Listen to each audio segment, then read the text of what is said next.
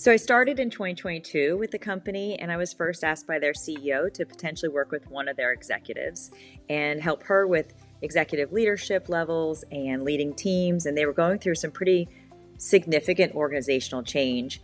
About a year before I started working with them, XL Parts and TPH came together under one umbrella, and they operate as two separate brands, but internally their operations came together. They wanted to be one company. So I was first tasked to help with them with cultural integration, senior leadership alignment, and the way my programs work, whether I'm working with the entire company or just one person. I quickly introduced Cloverleaf, just a part of my engagement to build trust with my client.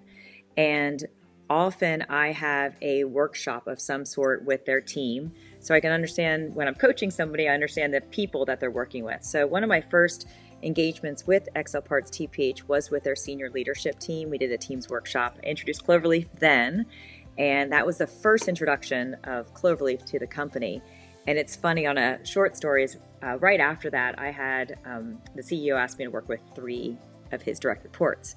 2 of them were super excited to work with me and thought it was a great investment, and they saw immediately they were excited. And the 3rd one, he quickly admitted to me that he had a lot of skepticism in being assigned a coach, as if that was a negative thing and something was wrong with him, so he needed support. But he told me, he's like, I have to be honest with you. The only reason why I'm excited to work with you is because if you see me as Cloverleaf says who I am, then I know we're going to work well together, and we don't have to go through any sort of like the woo-woo dancing around that you would have to do with a coach, and we can kind of cut to the chase and talk about how I could lead my team and work together. So I just thought that was a fun story initially with one of the executives.